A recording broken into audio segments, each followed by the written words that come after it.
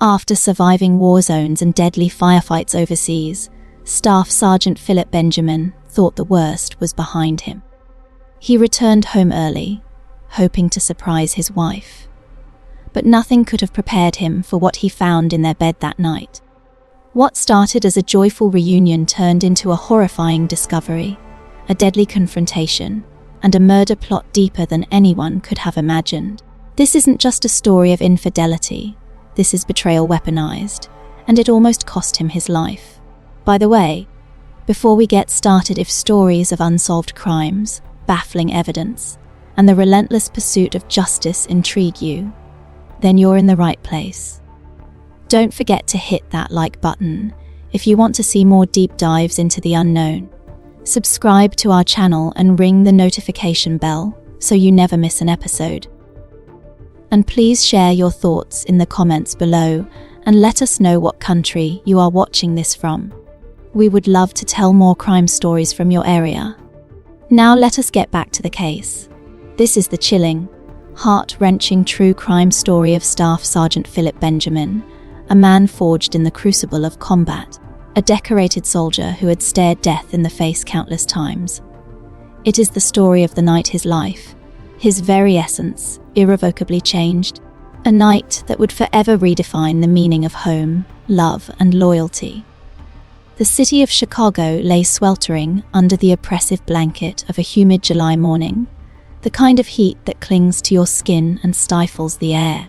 It was precisely 20:17 a.m. when Staff Sergeant Philip Benjamin, a man whose very posture spoke of a decade spent in the unforgiving crucible of military service, stepped out of a nondescript cab onto the familiar asphalt of South Shore Drive. The stark contrast between this muggy urban landscape and the parched, dust-choked battlefields of Afghanistan was jarring, yet he welcomed it. He was home, 3 weeks ahead of schedule, a carefully orchestrated surprise for Lucy, his wife of 10 years. Their anniversary was just around the corner, and he had envisioned her face lighting up with unbridled joy, her arms wrapping around him, the quiet, profound comfort of their shared bed after months of separation. But as his eyes, accustomed to scanning distant horizons for threats, adjusted to the dim glow of the streetlights, a cold, insidious knot began to tighten in his stomach.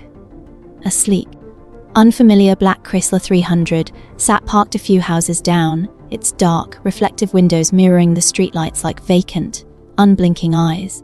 It was out of place, a discordant note in the symphony of his homecoming. The porch light, usually a warm, welcoming beacon that Lucy always left on for him, was off, plunging the entrance into an unsettling gloom.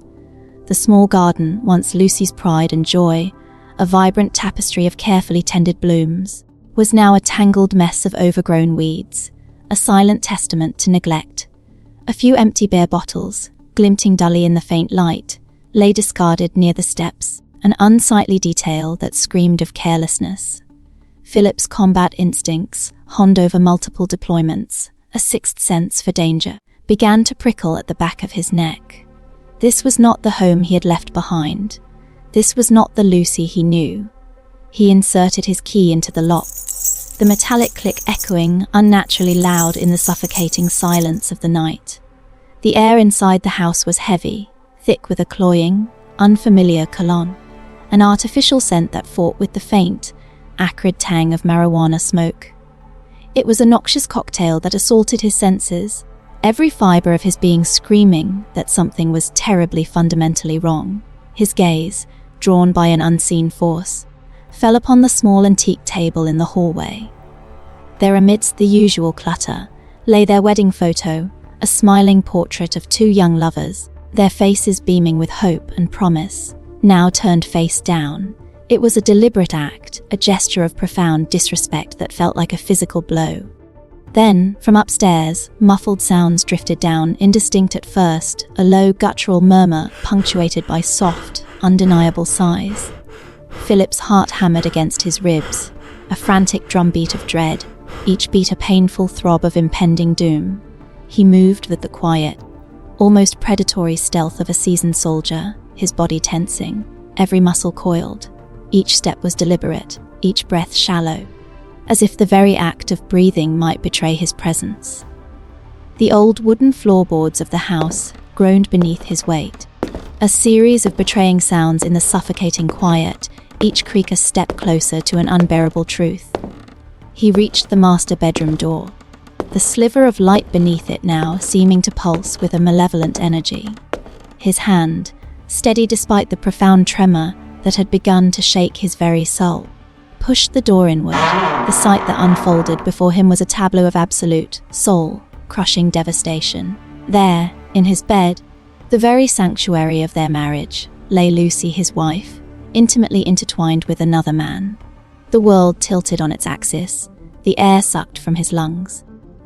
Lucy's eyes, wide with a terror that mirrored his own dawning horror, met his across the room. A strangled, guttural scream tore from her throat. A sound raw with primal fear and profound guilt, a sound that Philip knew, even in that instant, would haunt his waking nightmares for the rest of his days. The man beside her, a muscular figure with thick, dark dreadlocks spilling onto the pillow, and a prominent, intricate tribal tattoo snaking up his arm, reacted instantly. He lunged, his hand instinctively reaching for something on the floor beside the bed. Philip's eyes, trained to identify threats in a fraction of a second, registered it: a gun. Philip, a man whose entire adult life had been dedicated to the art of war, did not hesitate. His body, a finely tuned instrument of combat, moved with fluid, precise efficiency, a dance of survival born of countless hours of drills in barren training grounds and real-world confrontations in dusty, war-torn villages. Before Job Williams, the man who had defiled his home and his marriage, could fully grasp the weapon, Philip was on him. A swift, brutal kick to the wrist, delivered with the force of years of military training, sent the gun skittering across the polished wooden floor, its metallic clatter a sharp punctuation mark in the unfolding horror. Job roared, a primal sound of rage and surprise, a guttural cry of a predator caught off guard, as Philip's fist, a blur of controlled power, connected with his jaw, sending him sprawling back onto the bed, then tumbling to the floor. Chaos erupted in the once peaceful room. Lucy scrambled away, pulling the sheets around her, her face a mask of unspeakable horror and profound shame, her eyes darting between her husband and her lover. Job, dazed but fueled by a desperate, animalistic determination, surged forward again, a desperate lunge, a last-ditch effort to regain control. Philip, now in absolute command of the situation, his mind a cold, calculating machine, scooped up the fallen gun. He had seen this look before, in the eyes of desperate men in the alleys of Kandahar, the raw, unthinking aggression of someone cornered. He knew what was coming next. As Job launched himself, a blur of desperate motion, Philip fired. 2 shots, sharp and deafening, echoed through the enclosed space of the bedroom, shattering the silence and the last vestiges of Philip's old life.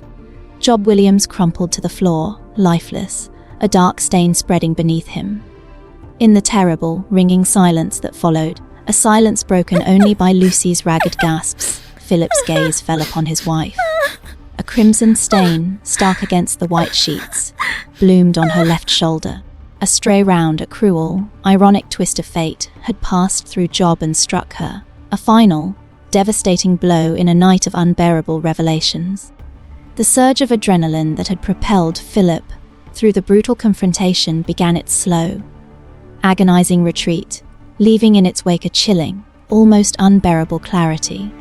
His combat medic training, a reflex ingrained deep within his very being over years of battlefield trauma, took over with an almost horrifying efficiency. He dropped the gun, letting it clatter to the blood-stained floor, his hands moving automatically, clinically, towards Lucy. She was conscious, her breath coming in ragged, shallow gasps, her eyes wide and unfocused, a swirling vortex of pain, fear, and a dawning, terrible comprehension of the enormity of her betrayal. "Philip, I'm so sorry," she whispered, her voice a weak, reedy sound, fading quickly as the shock of her injury and the night's events began to overwhelm her. He heard her words, the desperate plea for forgiveness, but he ignored them. His mind, compartmentalized by years of military discipline, focused solely on the wound, on the crimson bloom spreading on her shoulder. He pressed down, attempting to staunch the flow of blood, his movements precise, almost detached. The bitter irony of the moment was a metallic taste in his mouth. He, the betrayed husband, was desperately trying to save the life of the woman who had just, in the most intimate and devastating way imaginable, destroyed his own. The distant wail of sirens, a mournful, growing crescendo, pierced the humid night, growing louder, closer, an undeniable harbinger of the world crashing in. Neighbors, no doubt, alerted by the deafening gunshots, had called the authorities. Philip straightened, his face a mask of profound exhaustion. Utterly devoid of emotion, a blank canvas reflecting the void within him. When the Chicago police, a flurry of uniforms and drawn weapons, burst through the bedroom door moments later, their faces grim, he stood calmly, his hands slowly, deliberately raising above his head in a gesture of surrender. "I'm the homeowner," he stated, his voice steady, almost unnervingly detached, a stark contrast to the chaos that had just unfolded. "There are 2 injured people upstairs, 1 deceased. The officers, their expressions a mixture of shock and professional caution, moved swiftly. He was cuffed, the cold metal biting into his wrists, and led out of the house he had fought to protect, the home that had become a battlefield, into the blinding glare of flashing blue and red lights, the whispers of curious neighbors, and the suffocating embrace of a humid Chicago night. Lucy, her consciousness flickering like a dying flame, was carefully transported to Chicago Med, the urgency of her condition evident in the paramedics' swift movements for emergency surgery. The house, once a sanctuary of love and family, was now irrevocably transformed, a stark, silent crime scene, its secrets laid bare for the world to see. This story is just beginning to unravel. What do you think of Philip's immediate actions? Share your thoughts in the comments below. Your perspective adds to the conversation. Hours before Staff Sergeant Philip Benjamin's unexpected and devastating return, Lucy Benjamin, a woman of 32 years, had been living a life carefully compartmentalized, a clandestine existence fueled by a potent cocktail of loneliness and illicit desire. For 6 months, she had been deeply entangled in a passionate, reckless affair with Job Williams. Job, a man whose presence commanded attention, worked at the vibrant sharp-cut salon in the heart of the community, a bustling hub where Lucy herself wielded scissors and combs as a skilled stylist. His charisma was undeniable, his easy charm a stark, almost intoxicating contrast to the quiet, disciplined, and often absent life she shared with Philip. Philip, her high school sweetheart, her steadfast rock, had been everything she had ever known, her entire world since adolescence. They had married immediately after graduation, their lives intertwined with the promise of forever. But the relentless cycle of his military deployments, the long, agonizing stretches of silence punctuated only by brief, often tense phone calls, and the constant, gnawing fear for his safety had slowly, insidiously chipped away at the foundations of their bond. Lucy had found herself increasingly lonely, adrift in a sea of solitude, a soldier's wife living a solitary existence while her husband fought battles on distant, unforgiving shores. Job, with his spontaneous gestures, his unwavering, exciting presence, his vibrant energy, had filled a void within her, a chasm she hadn't even realized had grown so vast and deep. He was there, physically present, emotionally available, exciting, and he made her feel alive in a way she hadn't felt in years.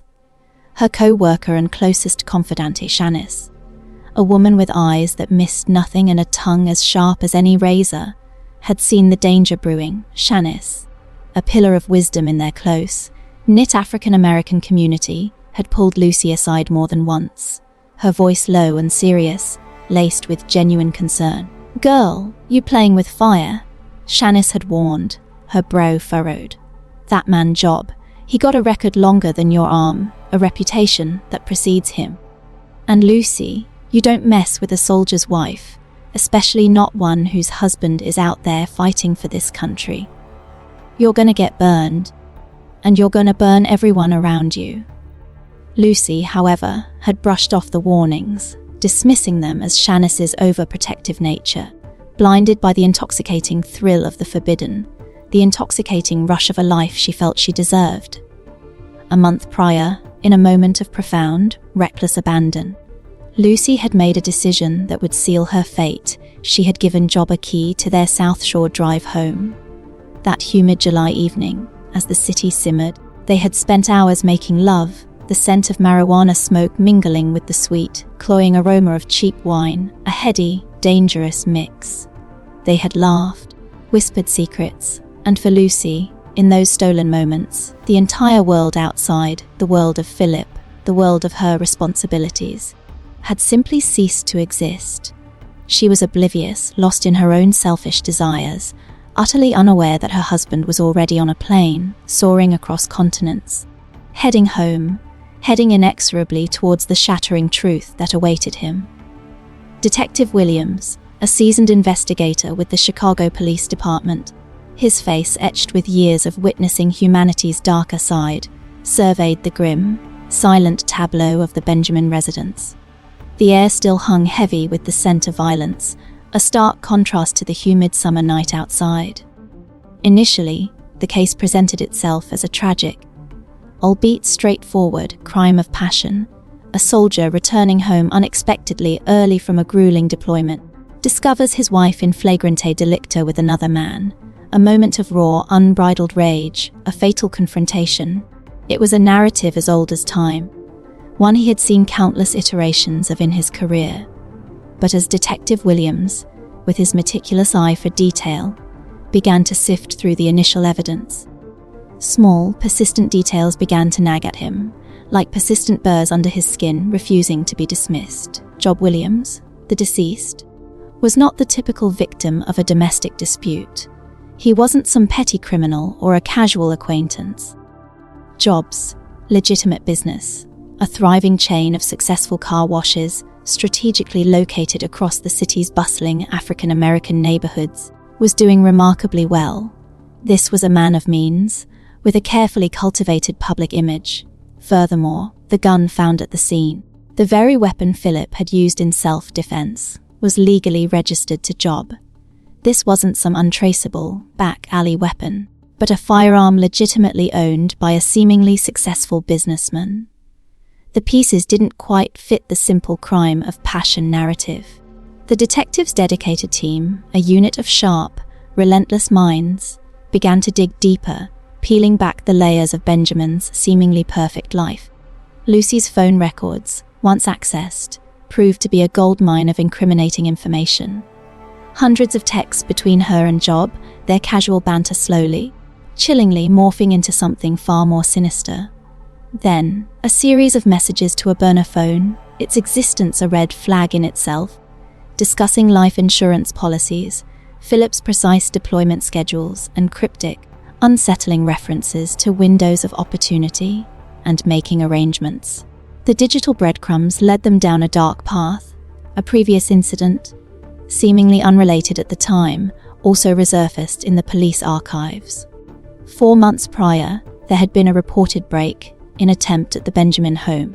What had puzzled the responding officers then was that nothing, absolutely nothing, had been stolen. It had been dismissed as a botched burglary. Now, in the stark, chilling light of the new evidence, it seemed less like a random act of criminality and more like a calculated probing, a test run. Especially suspicious was the timing this attempted break-in had occurred just weeks after Philip had, for reasons unknown to his wife at the time, significantly increased his service members' group life insurance, his GLI, to a staggering $1 million. The disparate pieces, initially scattered and seemingly unconnected, were beginning to click into place with a horrifying precision, forming a disturbing mosaic of premeditation. This was not just a crime of passion. This was something far more calculated, far more cold-blooded, a conspiracy hatched in the shadows of a marriage. If you haven't already, subscribe to our channel and hit that notification bell so you don't miss the full extent of this shocking story. The truth, when it finally emerged from the digital shadows, was colder, more brutal, and infinitely more calculated than any simple act of infidelity. Detective Williams, working tirelessly alongside a team of brilliant forensic digital analysts, meticulously pieced together the fragments of a meticulously crafted murder plot. Lucy Benjamin and Job Williams, it became horrifyingly clear, had not merely been engaged in a passionate affair, they had been co-conspirators. Planning with chilling precision to eliminate Philip for significant financial gain, specifically targeting his $1 million life insurance policy. Their twisted scheme was designed to make his death appear either as a combat fatality, a tragic, unavoidable consequence of war, or a seemingly accidental death during his next deployment, thereby ensuring the payout. Bank records provided irrefutable evidence of their avarice. Large, unexplained cash deposits flowed into Lucy's personal account, sums far exceeding her stylist's salary, funds that were then swiftly wired to untraceable offshore accounts, a classic maneuver in white-collar crime. Deleted messages, painstakingly recovered from Job's phone, spoke in chillingly casual tones of taking care of the soldier problem and making sure the next deployment is his last.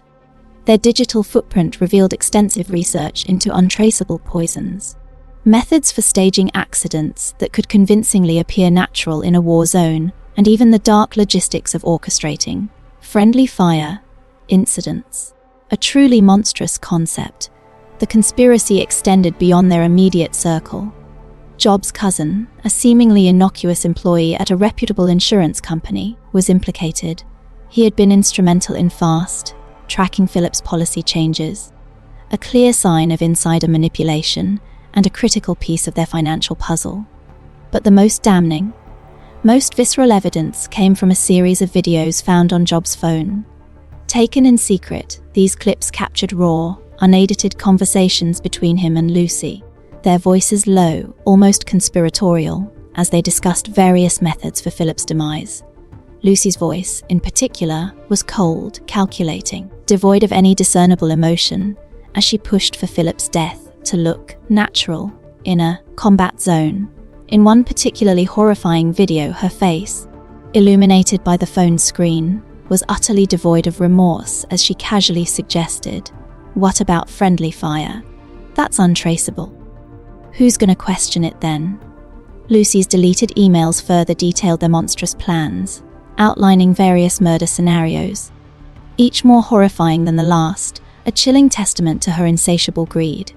One message, a stark and brutal articulation of her intent, read, "Next deployment is in September. That's our window. After that will be set for life." The sheer depths of her betrayal, her willingness to sacrifice the man who had loved her and served his country, were unfathomable. The investigators also uncovered that she had brazenly used some of Philip's hard-earned combat pay, money he had risked his life for, to purchase lavish gifts for Job. Furthermore, she had taken out additional credit cards in Philip's name while he was deployed, systematically draining his finances to fuel her illicit affair and their murderous plans, leaving him financially vulnerable while he was thousands of miles away. But the final, most irrefutable piece of evidence came from Philip himself, a cruel twist of irony. Before his last deployment, driven by a profound concern for Lucy's safety in his absence, he had installed a state-of-the-art security camera system around their South Shore Drive home. The footage, retrieved by the police, was a silent, damning witness. It showed Lucy and Job entering the house multiple times, not just as clandestine lovers, but as cold, calculating conspirators. One particular clip, timestamped just weeks before Philip's return, was the most chilling. It showed them on the back porch, bathed in the dim glow of the porch light, casually discussing their murder plans, their voices low, their faces relaxed, almost bored. They were planning his death. In his own home, with a chilling nonchalance that defied human comprehension, a betrayal so profound it resonated with the coldness of the grave. Now in the courtroom setting, Philip looking stoic, Lucy looking defiant, Shanice on the stand. The legal battles that unfolded in the wake of that horrific night captivated the city of Chicago, drawing national attention. The courthouse became a focal point, a stage where the complexities of betrayal, self-preservation, and cold-blooded conspiracy were laid bare. Philip's case. Staff Sergeant Philip Benjamin's defense was spearheaded by Patricia Morris, a formidable and highly respected court-appointed lawyer known for her sharp intellect and unwavering commitment to justice. With unwavering conviction, she argued for self-defense, painting a compelling picture of a decorated combat veteran, a man whose entire existence was predicated on protecting others, who returned home not to solace, but to a nightmare. He had found not just the profound betrayal of his marital vows, but armed intruders actively plotting his demise. Morris meticulously detailed Philip's military training, his psychological state upon discovering the plot, and the immediate life or death threat he faced. The narrative resonated deeply within the community. Local veterans groups mobilized. His church offered steadfast spiritual and practical support, and countless citizens, touched by his story, rallied around Philip, recognizing the immense, unimaginable trauma he had endured. Petitions circulated, social media buzzed with support, and the courtroom was often packed with sympathetic faces. Given the overwhelming, irrefutable evidence of Lucy and Job's meticulously planned murder plot against Philip, the prosecution found itself in an unenviable position. While 2 lives had been lost, Philip's actions, though extreme and tragic, were undeniably influenced by a reasonable and immediate fear for his own life. After intense deliberation and negotiation, they ultimately reduced the charges against him to voluntary manslaughter. Philip, visibly exhausted but resolute in his desire to move forward, accepted a plea deal for involuntary manslaughter. The terms included 5 years probation, no additional jail time, and mandatory counseling to address the profound psychological scars left by the ordeal. The presiding judge, in a rare and poignant public statement, acknowledged the extraordinary circumstances of the case, commending Philip's distinguished service to the country and emphasizing the unique and unbearable pressures he had faced in that moment of ultimate betrayal. It was a verdict that sought to balance justice with the harrowing reality of the human condition. Lucy's Casey Lucy Benjamin, recovering from her gunshot wound and now facing the full weight of the law, was charged with conspiracy to commit murder. Despite the mountain of evidence against her, she remained defiant to the very end, rejecting all plea offers, convinced, perhaps delusionally, that her charm or cunning could somehow talk her way out of the inescapable truth. But the evidence against her was damning, an undeniable torrent of irrefutable proof. Text messages detailing their sinister plans, recorded calls to offshore banks confirming illicit financial transfers, the damning, detailed testimony from Job's cousin about the insurance manipulations, and the chilling security camera footage of her and Job meeting with a known hitman, casually discussing Philip's assassination. The prosecution built an ironclad case. Shanice, Lucy's former co-worker and friend, took the stand, her voice steady and clear despite the obvious pain in her eyes. She recounted, with heartbreaking honesty, how Lucy had fundamentally changed after meeting Job, becoming consumed by an insatiable obsession with money, and most disturbingly, how she had callously laughed about Philip unknowingly funding her illicit dates with Job, using his combat pay to finance her betrayal. Shanice's testimony painted a vivid picture of Lucy's descent into cold-hearted greed. The jury, after just 4 hours of intense deliberation, returned with a swift and unanimous verdict guilty on all counts. The judge, his voice heavy with condemnation and a palpable sense of gravity, delivered the sentence. He condemned Lucy to 25 years in the Illinois Department of Corrections. He spoke of the profound, unforgivable betrayal, not just of her sacred marital vows, but of a man who had selflessly served his country with honor and courage. Her calculated greed, he stated, had led directly to a tragic loss of life and the wholesale destruction of countless others, leaving an indelible scar on all involved. The echoes of that humid July night, a night of unspeakable violence and profound betrayal, reverberated through the very fabric of Chicago, leaving an indelible mark on the lives of all connected to the tragedy. The ripple effect extended far beyond the immediate victims, touching businesses, communities, and individual destinies. Job Williams' car wash business, once a symbol of his illicit success and a front for darker dealings, was swiftly liquidated. The proceeds, after legal fees, were mercifully directed to his children from a previous relationship, a small, bittersweet measure of justice for their innocent lives, untainted by their father's crimes. Sharp Cut Salon, the vibrant community hub where Lucy and Job had first met, and where their illicit affair had blossomed, found itself unable to escape the pervasive stain of the scandal. It closed temporarily, its once bustling atmosphere replaced by a somber silence. Eventually, it reopened under new management, a quiet, resilient testament to the community's ability to move forward, though the whispers of its past lingered. Shanice, a woman whose unwavering integrity shone brightly amidst the darkness, took her courage and her skills, opening her own hair salon. She named it simply, yet profoundly, Loyalty First, a direct and poignant statement against the treachery she had witnessed. Philip Benjamin, the soldier who had navigated the brutal landscapes of combat zones only to face a far more insidious war on his own home front, made the difficult decision to resign from the army. He received a medical discharge with full benefits, an acknowledgement of the profound psychological and emotional injuries he had sustained. The trauma of that night, the searing pain of betrayal, the raw violence, was a wound far deeper than any physical injury, a scar on his soul that would take years to heal. He began intensive, regular counseling sessions at the Veterans Affairs, VAVE hospitals slowly, painstakingly, working through the complex layers of grief, profound anger, and devastating disillusionment. It was a long, arduous journey of self-discovery and recovery. In time, he found a new purpose, beginning to speak to veterans groups across the country, sharing his harrowing story not for sympathy, but to offer guidance and hope to others grappling with the invisible wounds of trauma and betrayal, becoming a quiet, powerful advocate for healing and resilience. The South Shore Drive house, once a cherished home, now forever tainted as the scene of such profound heartbreak and violence, stood as a grim monument to shattered dreams.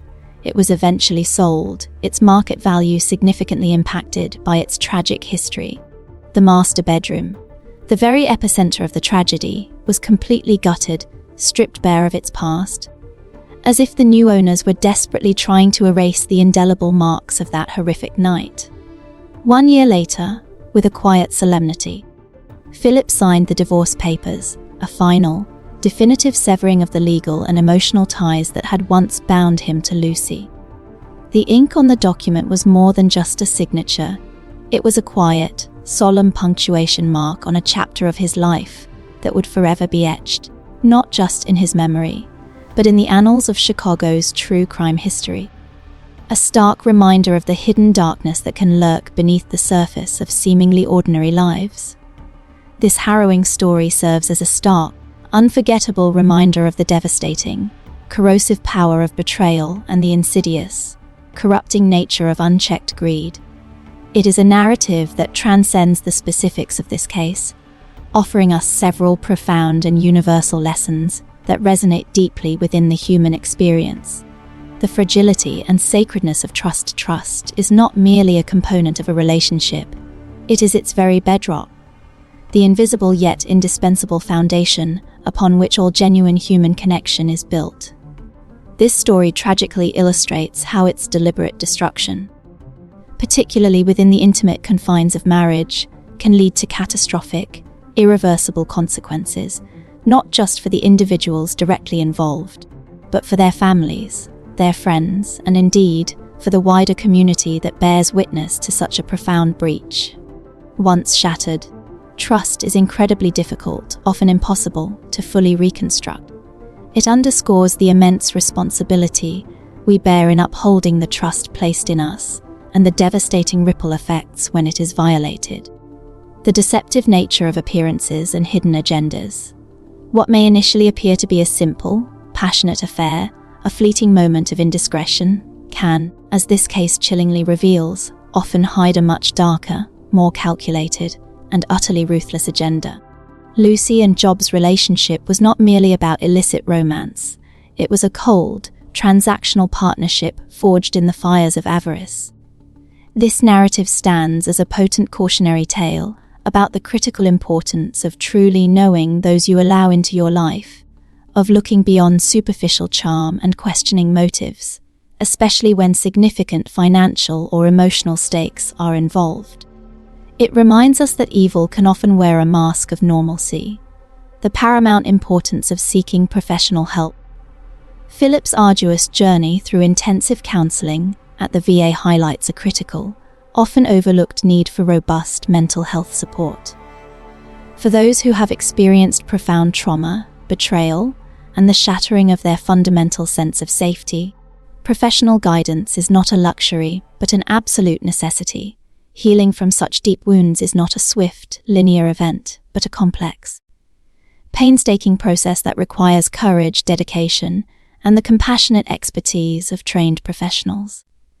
This story underscores the strength in seeking help and the vital role of support systems in navigating the darkest periods of life. The unseen battles fought within our homes and hearts, while we often associate war with distant battlefields and visible conflicts. This story powerfully demonstrates that some of the most brutal and destructive battles are fought within the seemingly safe confines of our own homes and, more profoundly, within the intricate landscapes of our hearts and minds. These are the unseen wars of betrayal, loneliness, resentment, and greed, conflicts that can tear lives apart with a quiet, devastating force, leaving scars as deep, if not deeper, than any physical injury. It calls us to acknowledge and address these internal struggles before they erupt into external tragedies. Our collective advice, drawn from the harsh lessons of this case, is multifaceted. Be perpetually vigilant, not just about overt, external threats, but about the subtle, insidious erosion of integrity within the relationships you build.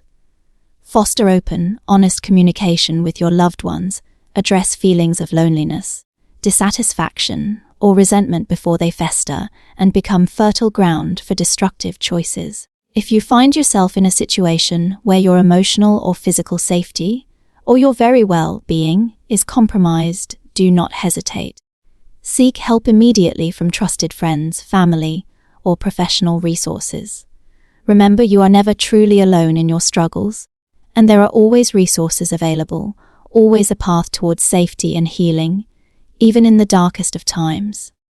Thank you for watching this true crime story. If you found this narrative compelling, please like this video, share your thoughts in the comments below, and subscribe to our channel for more true crime content. Your support helps us continue to bring these stories to light. If you think you missed any parts of this case, check out the deep dives into the story where we explain and break down even further all aspects of the case.